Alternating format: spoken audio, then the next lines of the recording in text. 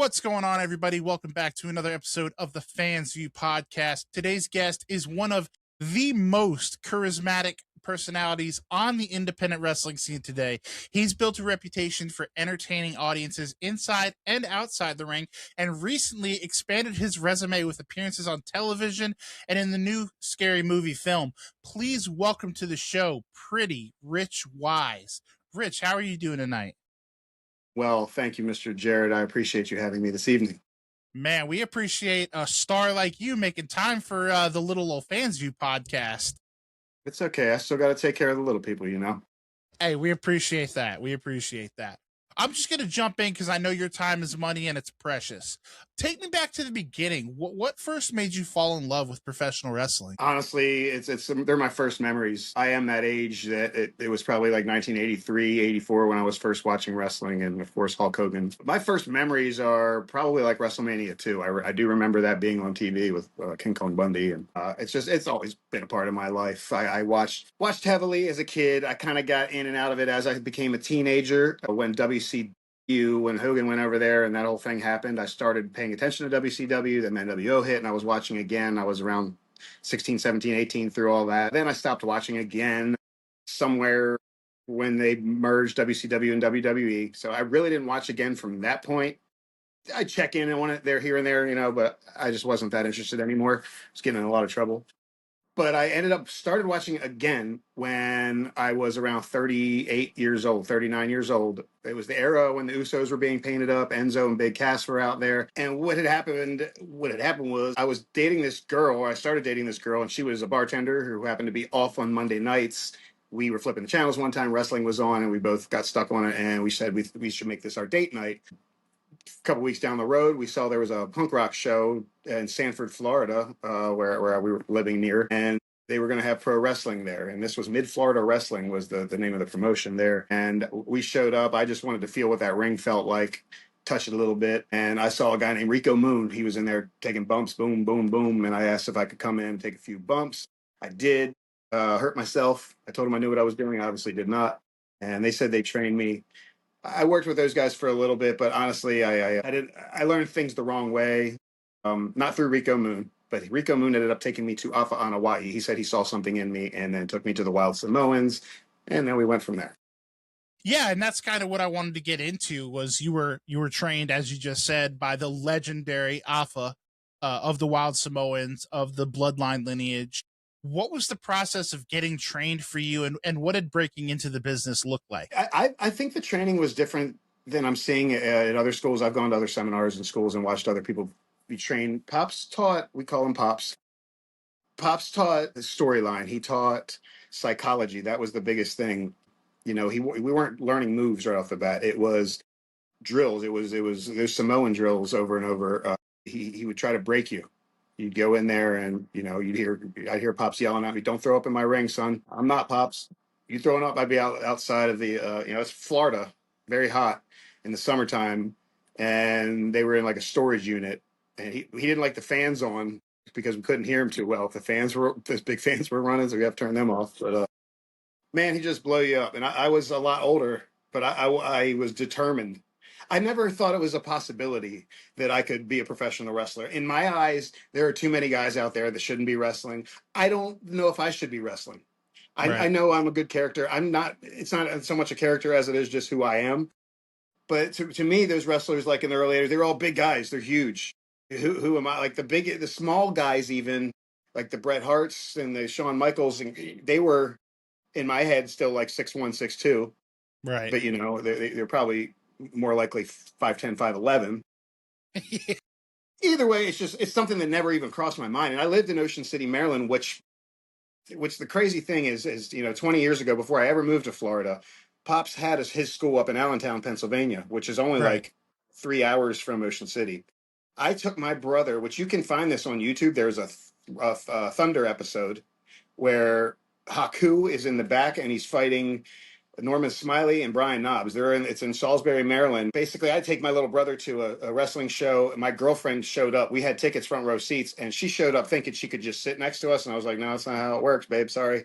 But I gave her my seat and just kind of stood back. And I ended up going backstage and sneaking around back there. And you can see me sneaking around when the hardcore match happens backstage. You see my head pop, and this other cat that I found walking around backstage with me, he just decided to go running and went towards the cameras, and they grabbed him up, and I just snuck back around. And I was out back of this venue and saw like I mean Juventud Guerrero smoking a cigarette out there. Ray was out there, you know, no mask on. I don't think he was wearing it at the time on the show. But I met one of the Nitro girls, so I had a Nitro girl keychain, the Asian chick. Yeah, she was like the front. Shay. Front is that her name? Yeah, yeah, yeah. Yeah. I happened to have her keychain. She comes walking up. She was carrying like a cooler, and I ran over to help her. And she's like, "Do you work here?" And I said, "Yeah." And she said, oh, okay, can you help me carry this to my car? And I did. And she said, would you go get gas in my car for me?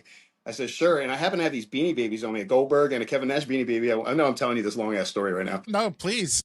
I had them, I gave them to her and said, can you go get these signed for me? She said, sure. And she gave me $40. I remember thinking $40 was a lot of money for gas back then. I was like, damn, sweet, keep the change. I drove out, got gas, came back, and she got those things signed for me. And then I remember my girlfriend got real mad when she heard the whole story. She's a crazy ass girl. But to As most of think, them are. yeah, of course. But to think 20 years down the road, like I didn't think to be like, I could have been there. Why didn't I just talk to somebody or try to start wrestling then? I don't know. It wasn't God's plan. But yeah, I started training at 40. From what I'm told, I am Pops' oldest student that he's ever had. And yeah, That's an amazing story, especially because we've actually had Che on the show before. I'm really. definitely yeah. She was actually very early on. We had her on the show, so I'm definitely gonna have to send her that clip. She's gonna pop big for that one. That would be so cool. And I should have lied to her. Like she was like, "You work here?" I'm like, "Yep." Like we didn't even miss a beat. Yep. What you need? I love it. I love it. Hey, you got to do what you got to do. Fake it till you make it. Yeah, I heard that. So obviously, Alpha was an amazing human being, trainer, professional wrestler. Just everyone speaks so highly of him. You got to train under him. Is there something that he said to you, a piece of advice that you still carry with you to this day? He's given me lots of advice. The piece of advice that I try to give to other wrestlers, the one that he was always trying to hammer into me was to just stop talking so much on social media. He was always, I was always getting myself in trouble that way. But Pops was the most kind individual, yet stern. You know, everybody wanted something from Pops. And I did too, but I think it was a little different. Like I wanted that companionship. And Pops would, man, sometimes he'd call me in the middle of the night. Wherever he called me, I would stop whatever I was doing and answer that phone, go run outside, make sure I had good reception and anything he needed. He lived like 40 minutes from me in Orlando. When I was in Orlando, he was in Claremont. But if he needed something from me, I was going to try to run and be there right there. But he changed my life. I know it was me that made the life changes myself. Right. You know, I came from a bad spot and I didn't do really good things from 2004 till I met Pops, and then I needed a little bit of his fatherly guidance. Yeah, absolutely. No, and that's amazing. I know I've never ran into someone that has a bad word to say about him. So it's always nice to talk to somebody that had the privilege of training under him. I mean, they kicked me out of WXW probably more than most. I got in trouble all of the time. I mean, he was brought up at his funeral by mom, his wife. Like we were just laughing about it. There was a couple of us that would just. It's because Pops expected more out of us, and I knew it. Right. And I was very hard headed. He told me that I reminded himself of him, like of course, and that that kind of thing. If you see the picture, here, I mean, I have this right here on my. This is my background on my iPad. Can you see that? Yeah. That's That's fantastic. the day I graduated, and like every time, I don't know if it went away. Every It time I did. look at it, it makes me, well up. But that man, Yeah. I don't know. I'm going to try to pass anything that he gave to me, and just be professional. Be professional. Yeah. Do the right thing. Think about what you're doing. Wise words have not yet been spoken. I agree with that wholeheartedly. Well, Pretty Rich Wise obviously is a name that people don't forget when once they've seen you, once they've interacted with you. How did that character come together, and how much of Pretty Rich Wise is really just Rich turned up to 11? This is. I feel like when I'm trying to turn myself down so I don't get in trouble. My name is Rich Wise. That's not a gimmick name. That's my real name. Actually, my first name was going to be Action Jackson, and I think you can find one match where I fought Ariel Dominguez, and it was against Action Jackson. That was my first match, and Alpha Junior told me that name was the shits, and I was like, "What?" He's like, "Yeah, that name's the shits. Terrible." And he's like, and somebody else has it anyway. And I know there is a guy now with Action Jackson, and this is like I'm saying, 2018, 2019. But I was thinking of the old guy. There was a guy in the 80s, the old military dude, and I like Carl Weathers is what I was thinking. But either way, I got all butthurt about it, and I was like, fine, I'll just be Rich Wise. And I'm pretty Rich Wise. You showed He's like, them. Yeah. he's like, you don't have to go with your own name. I was like, no, I'm going with it. That's fine. And it sticks, it works. Right. Yeah, absolutely. Absolutely. One thing I did want to talk to you about, because we've kind of alluded to it, is obviously Rich Wise, the professional wrestler, kind of seems to have his stuff somewhat together, as together as a pro wrestler can. Who was Rich Wise before wrestling? For wrestling, do you really want to know? Am I allowed? Should I talk about it? As much as you can talk about. I wasted a lot of my life. I had a daughter at 19 years old. The day that I found out I was going to college, I worked in Ocean City, Maryland. The day I found out I was going to school with four of my other buddies, we were going to come down to Georgia and go to school. You're accepted. Mom's all stoked. And 4 hours later, here comes baby's mama, or future baby's mama. She says, I'm pregnant. And I did not go to school. I just stayed there and I could go into that whole story forever, my whole life, but it sucks. I did a lot of bad things. My heart was broken when my daughter was taken from me in Florida, brought up here to Georgia. I got into a lot of shit. I sold drugs. I was in the mortgage business. I've busted my ass doing every kind of blue collar job there is. I still bust my ass really hard, but I just focus more. The gym and wrestling has changed my life. I'm in the gym every day. I eat a lot. I play with my chihuahuas. That's my life. I don't drink anymore. It's not because I was ever an alcoholic. When I drank, I like to drink 20 beers and party and get down. And like, I'm just, Yeah. I like to be around people. I love entertaining. I love a crowd. It doesn't scare me one bit to be in front of, 500 people or 50,000 people. I'm seeing through all that. Like, I just love it.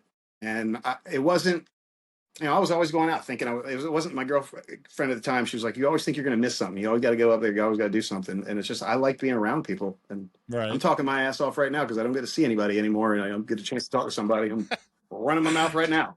Yeah. Hey, I love it. Hey, you're the best kind of guest, the one that does all the work for me. So I'm not mad at it. I don't want to be rude. I'm sorry. No, please. You talk about busting your ass, and that's obvious because independent wrestling is not glamorous. What's something fans don't realize about being an independent wrestler, especially at your level? You're not going to make any money. I don't do it for money whatsoever. It's going to cost you money. You better be willing to sacrifice if this is something you're going to do. And you're going to run across people like me. I don't give a shit. I'm going to be mean. There's a lot of guys out. Wrestling should be for everybody. And I'm not that guy. I don't think wrestling's for everybody. I was trained that you better put the time in and bust your ass. And, if my old ass can do it, then you better do it. And shave your body if you're a hairy monkey, unless you're supposed to be a George the Animal Steel type gimmick. And unless you're a super fat some bitch, then you better go to the gym. Like, let's go back to that arm hairy thing real quick. There's some advice that I got from Pop's son-in-law during training. And this is, I was asking him, you see my armpit hair? There ain't nothing there, right? I shaved. Right. The reason why we shave our armpit hairs as wrestlers, and listen up, you nasty little independent wrestlers, the reason we shave is because I don't want to be in a headlock with your nasty, hairy, that's disgusting, dude. So what I was told, like Julio Vertigo, he told me that he would yank it out of a guy if he saw that. I've shaved ever since that day, and I haven't stopped it. And I've been in some nasty, wet, hairy armpits. That's the grossest thing ever. I don't know how we got on this topic, but that's some more advice. We definitely went down a dark path, but hey, yeah, that is some solid Samoan advice that you should definitely adhere to. Samoans were too hairy if you think about it. You know what I mean? They were always real smooth bodied guys.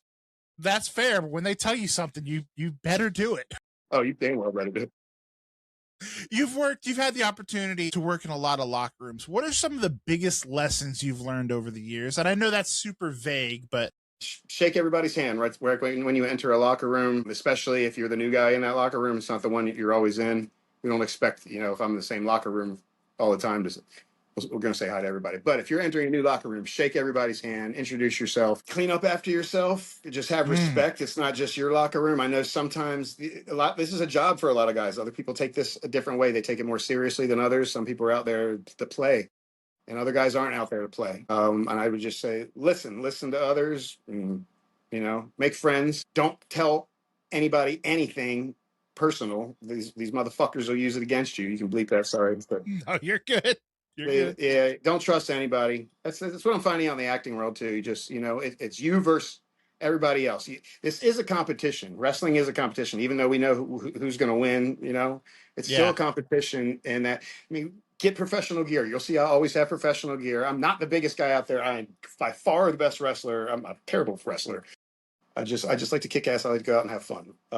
But take it seriously, dude. Take it. When I see guys, I see their underwear's hanging out, or dirty gimmick, dirty gear. They smell.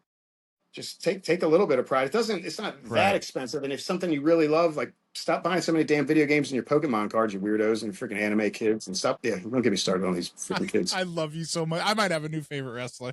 Independent wrestling also, like you just touched on this too. It's so competitive. What separates, in your opinion, and I think I know the answer, but what separates the wrestlers who make it from the ones that don't? It's the ones that don't give up. I would say, you just got to keep going, take the steps, brother. Like, how in the world does a guy that's 40 years old? I was 120 pounds my entire life until I started working out. Now I'm like, maybe 160, 170.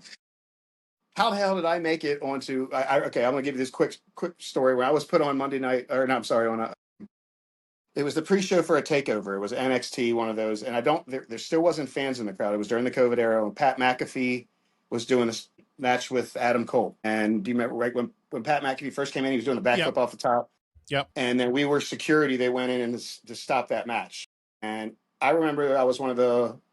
I don't know. It wasn't the first time I was sent there. I was sent to work as an extra there for WWE during COVID a lot from Pops during the COVID era. I remember the spot. It was like five of us that were asked to come in, and every match obviously has an agent. For this spot, the agents were Triple H, Shawn Michaels, and Road Dogg. And I'm like, I'm trying not to mark out. I will mark out for those guys. The other Right. guys that are on TV now, I don't know them. I'm older than half of them. That's kind of like why we hang out with a lot of these dudes, because I don't see them like. So either way, I remember we're all in there, and the spot is Adam Cole's going to super kick somebody at the end of the thing, and Tripp's like, "Who wants to take the super kick?" Everybody raised their hand except for me, and the only reason is I felt I didn't deserve it. I knew these guys had all been wrestling there a long time, and when I first got there, I felt like there was a couple guys that were just looking at me like, "What the fuck's this guy doing here?" And I didn't think I belonged there yet. Like, I only had 2 or 3 matches by the time Pops sent me to WWE. I think they just needed a lot of people, and Pops was one of the guys that was feeding them, extra talent. And the ref happened to be a friend of mine. And when they all raised their hand, he just said, "Rich is taking it." So I got to take that super kick to the spot, and it was amazing. And it was live on TV. I remember on USA Network. When I got kicked, I powder out and I'm laying on the floor. And I remember laying there like with the drool coming out of my mouth, and they're still cutting promo on the inside. And I'm like, brother, how the fuck am I here? At 40, I think I was 42 years old at the time. And I'm like, I remember just laying there. That's all I was thinking. I was like, "Oh, you fucking did it, Rich." And then, I would have been happy right there, like years ago, if I would have thought that was going to ever do that shit.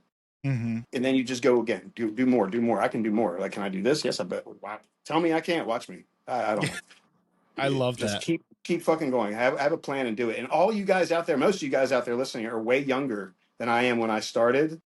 So fucking just go out there and do it. Stop being a fucking cis ass.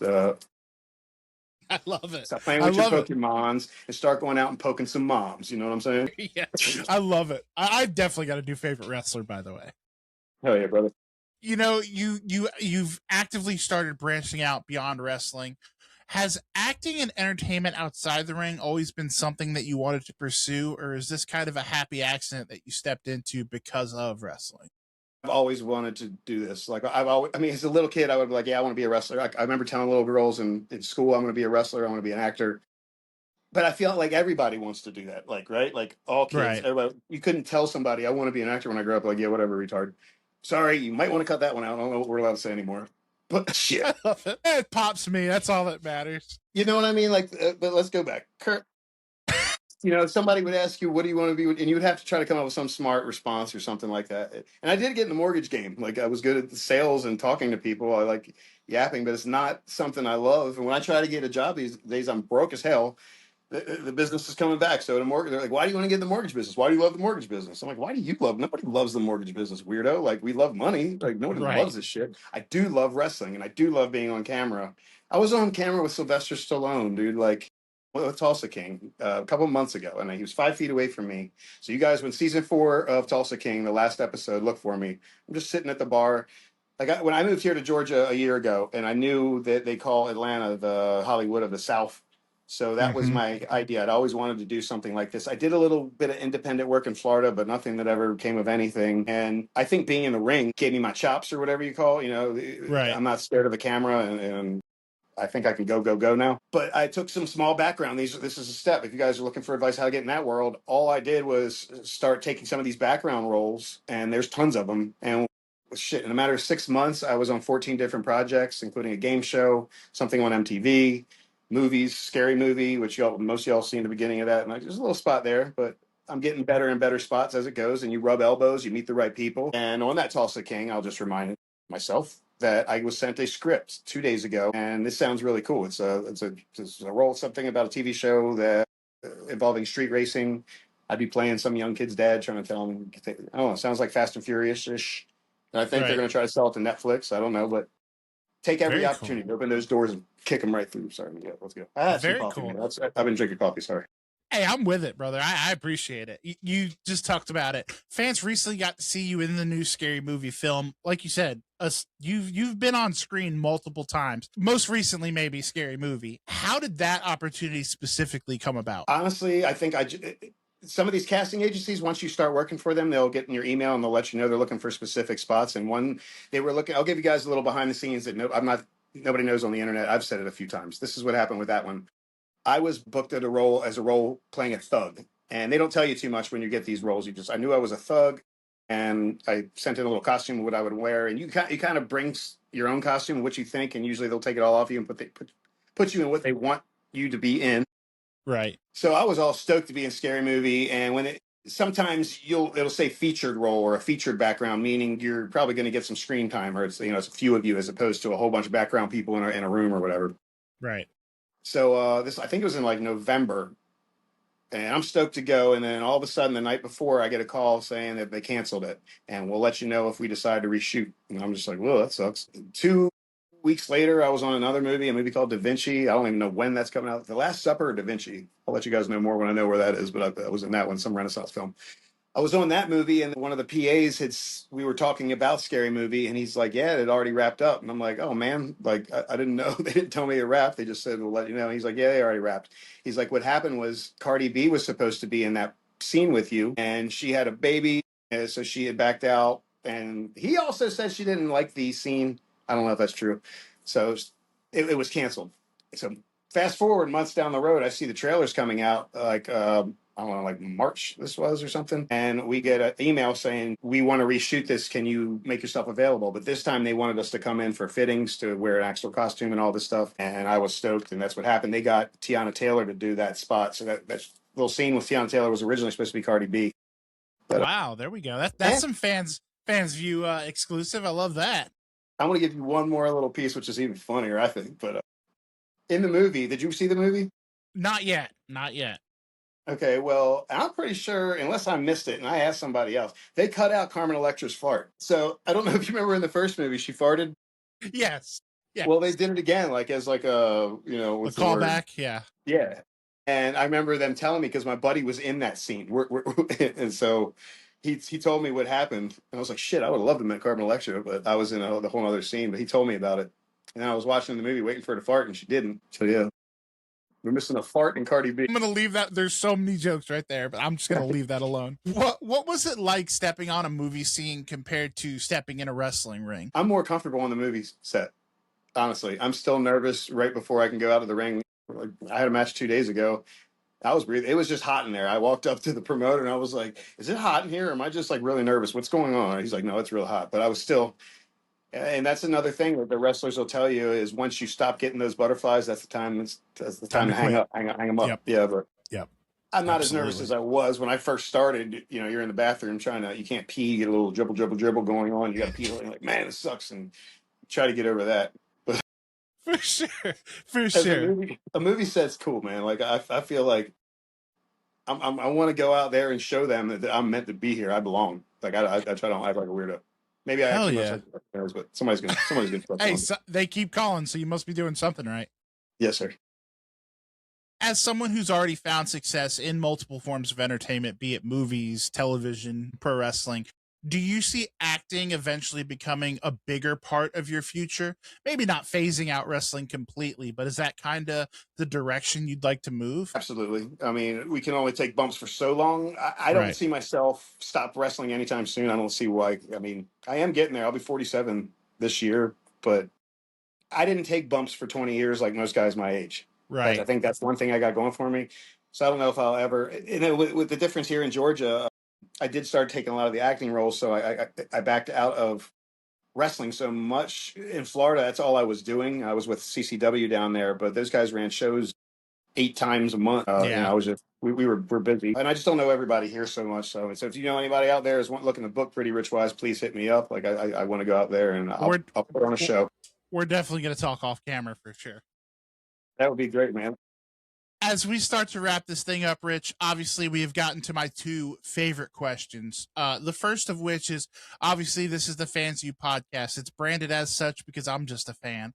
Obviously, everybody's a fan of something. So, what is Pretty Rich Wise a fan of outside of professional wrestling? I'm a fan of my daughter. I love My that daughter answer. is. I mean, after I told you some shit. We didn't come up with anything. That kid is she's a superstar, and then she's a grown woman now. My daughter's 27 years old, and she's way more responsible than I am. So that's the first thing that pops into my head. But I'm a fan of. What do I watch a lot of, like YouTube right now. I'm Ronnie Coleman's on my TV over there. I'm a fan of working out, and I'm a fan of ground beef. I'm trying not to be a fan of pornography as much as I used to be. Love that. I like my Chihuahuas. They're my biggest fans. If you, I bring Rico to the ring once in a while. Actually, Ravishing Okay. Rico. Check. He's got his own page. Yeah, man. I I don't know, man. I'm a fan of the world. I love to travel. I love to get out. I'm here in this little studio apartment in Augusta, Georgia. I hate this place. This city sucks. Terrible. Florida was way more fun. yeah, I can imagine. They roll the sidewalks up there pretty early. But I'm focused here. I'm here. I'm where God wants me. I'm a fan of God. I am Christian. I believe Jesus is our Lord, and I'm following. I talk to him, and I feel him when he talks to me. And he's got me where he wants me to be right now. And I want to be in film. I want to be able to not influence people, but I don't like the word influence. You know that book, How to Win Friends and Influence People or whatever? Like, I remember not liking the idea of influencing somebody. Just show them the right way. Lead them versus influencing. Like, I don't want to get somebody to do something like, I feel like it's tricking them somehow. Yeah, Just yeah. I want to lead by example. Make good movies. You know, I don't know. They're trying to influence us. Right. Hell yeah. Okay. I like that. Last but not least, and you're not going to disappoint on this one, I can already tell. At this stage of not just your career, but of life, obviously, like you said, you got a late start in the wrestling game as we transition into movies, maybe a little bit more so. How do you define success at this stage of life? I don't think you're getting the answer that you think, man. Like success should be determined how is measured however you want to measure it yourself. I think, but to me, I don't feel successful because I'm still alone with me and my two little chihuahuas. I would love to have a more of a family. Mm-hmm. I'm a lonesome guy, and I think it's good to have people around you. And I think success to me in this life means to put a smile on as many faces as you possibly can while you're here. I like that answer. That was along the lines of what I expected from you. Really?